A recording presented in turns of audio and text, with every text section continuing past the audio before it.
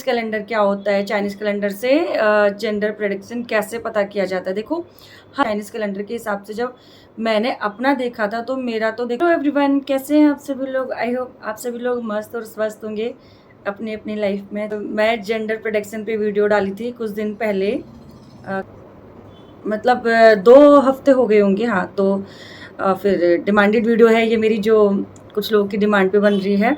मैं ना मैसेज पे ना इतना रिप्लाई कैसे करूँ, समझ में नहीं आ रहा है, क्योंकि वो थोड़ी सी लंबा है ना, फिर वो लंबे मैसेजेस हो जाएंगे बहुत ज़्यादा, तो सभी लोग उसको रीड करेंगे। पर्सनली किसी की भी है तो अच्छा नहीं लगता है ऐसे। तो मैंने सोचा चलो इस पर मैं एक वीडियो छोटी सी बनाकर और शेयर कर देती हूँ कि चाइनीज़ कैलेंडर क्या होता है, चाइनीज़ कैलेंडर से जेंडर प्रेडिक्शन कैसे पता किया जाता है। देखो, हर एक चीज़ जो होती है ना, कुछ सही होती है, कुछ मिथ होती है ना। ये तो सभी लोगों को पता है कि 100% तो कोई भी चीज़ गारंटी नहीं लेती है कि 100% इस चीज़ की हम गारंटी ले रहे हैं। और ये एक जो है वो भी किसी की, ये जो कैलेंडर ये भी किसी का बनाया हुआ ही है।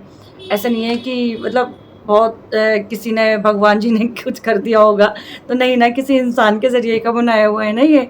तो मैं तो इस चीज़ को मानती हूँ कि हमें मतलब 100% किसी में बिलीव नहीं करना चाहिए, 50-50 रखना चाहिए कि हाँ, ये हो भी सकता है, नहीं भी हो सकता है। तो आप पूरी वीडियो देखिए और वीडियो में आपको भी समझ में आएगा। जैसे कि मैंने इस कैलेंडर के हिसाब से, चाइनीज़ कैलेंडर के हिसाब से जब मैंने अपना देखा था तो मेरा तो देखो, ये ना 2-3 होते हैं, अलग-अलग होते हैं। आपको लगेगा कि एक ही है ये, नहीं। आप 2-3 इसको डाउनलोड करके देखेंगे ना, आपको पता चलेगा कि हाँ, इस वाले कैलेंडर में अलग आया है, इसमें अलग आया है। तो मेरे साथ ऐसे हुआ था, मेरे साथ एक में बॉय आ रहा था, एक में गर्ल आ रही थी। तो मैं तो उस टाइम कन्फ्यूज़ थी, लेकिन जो मेरे सिम्पटम्स थे ना, उससे मैं 1001% मेरे को इतना मालूम था कि हाँ, मेरे को बेटा होगा। 1001% जिसे बोलते हैं ना, तो वो मुझे पता था कि हाँ, मुझे बेटा ही होगा, क्योंकि मेरा ये जो बेटे का सिम्टम्स था ना, बिल्कुल चेंज था, बिल्कुल चेंज था। और बेटियों वाले में अलग था बिल्कुल, कि हाँ, बेटियों के सिम्टम्स, दोनों बेटियों के अलग थे और ये वाली 3rd प्रेगनेंसी मेरी अलग थी। तो आप इन चीज़ से रिलेट कर सकते हैं, और किसी किसी के ऊपर नहीं भी होता है। तो मैं आपको बता दूं, जो ये होता है, क्या बोलते हैं मैं तो भूल ही गई, चाइनीज़ कैलेंडर के हिसाब से। हाँ, तो चाइनीज़ कैलेंडर के हिसाब से जो आपकी जो LMP डेट है ना, last month period LMP date है ना, तो आपने किस मंथ में मिस किया है। जैसे कि मैं बताऊं, अभी मेरे पास एक मैसेज था, 10th मई था उसका, तो मैं कंफ्यूज थी, क्योंकि वही ना, मैसेज पे पूरा हो नहीं पा रहा है कि आपका इस मंथ में मिस हुआ है या इस मंथ में लास्ट आया है ना। ये नहीं मेरे को समझ में आ रहा था, तो मैं इसलिए वीडियो बना रही हूँ। अगर मिस हुआ है आपका, मान लो आपका 10th मई है, आपका 10th मई मिस हुआ है, आया नहीं है, 10th मई डेट थी और नहीं आया है, और आपकी एज है 29 सपोज, तो आप उस कैलेंडर में देखिए, मैं साइड में डाल रही हूँ, आप उसके ज़रिए अपना लगा सकते हैं। आपकी 29 एज है और 10th मई ऊपर मंथ लिखे, साइड में एज, ओके, एज के हिसाब से। तो आप ऊपर देखिए 10th मई, 10th छोड़ो, सीधे आप मई या मार्च, जो भी था, मार्च था उस लेडीज़ का। हाँ, तो मार्च आप देखिए, मार्च से फिर सीधे नीचे आइए, अपनी जो आपकी एज है ना, उसके हिसाब से लाइन से जाइए इस साइड में।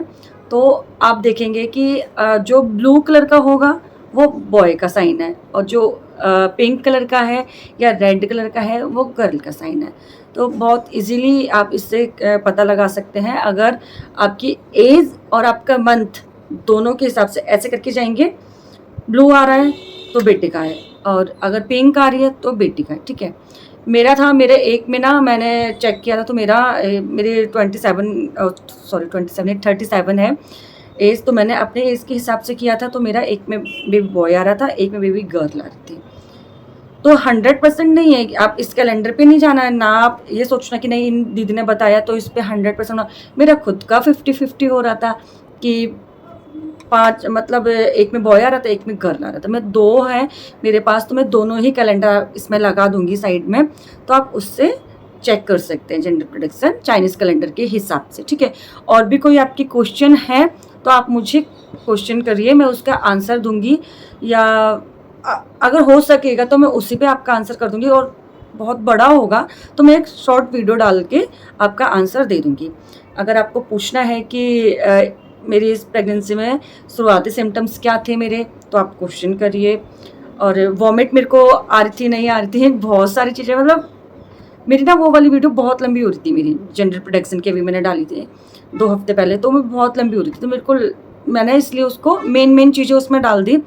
फिर मैंने सोचा कि अगर किसी के कोई क्वेश्चन होंगे तो मैं रीड करके उसके आंसर कर दूँगी। तो ऐसे ही किसी के अगर क्वेश्चन हैं तो आप मुझे क्वेश्चन करिए, मैं उसका हैंड टू हैंड, अगर मैंने रीड कर लिया तो मैं उसका हैंड टू हैंड आपको आंसर कर दूँगी। और अगर आप श्योर होना चाहते तो आप एक काम करिए, आप अपने घर में देखिए किसके बेबी बॉय हुआ था और उनकी एज पूछिए, किस मंथ में उनका LMP मिस हुआ था, आप ये देखकर और उसके ज़रिए आप इसमें कैलेंडर में नोट डाउन कर सकते हैं, चेकआउट कर सकते हैं कि कैसे हुआ था। और अब 2-3 लोगों का पूछकर कर सकते हैं, तो आपको कंफर्म हो जाएंगे कि ये सही कितना बता रहा है और गलत कितना बता रहा है। तो इस हिसाब से आप अपने आप भी चेक करके देख सकते हैं, जो मैं कैलेंडर इसमें लगा रही हूँ उस हिसाब से, ठीक है। एंड आप लोगों को अगर किसी को ये जानना है कि प्रेगनेंसी के टाइम पे ड्रीम का ना बहुत बड़ा रोल होता है, मैं आप लोगों को बता दूँ। कहते हैं ना कि हाँ, फल ये वाला दिख गया तो बेटा, ये वाली दिख गई तो बेटी, है ना? ड्रीम का रोल होता है, आई नो बहुत बड़ा रोल होता है। तो अगर इसी चीज़ से अगर किसी को जानना है इसके बारे में, तो प्लीज़ मेरे को कमेंट्स कर देना, मैं उसके बारे में भी मैसेज कर दूँगी या फिर कोई वीडियो बनाकर छोटी-सी पोस्ट कर दूँगी, okay? Thank you for watching my video. जब तक के लिए जय श्री राम, राधे-राधे सभी को, बाय-बाय।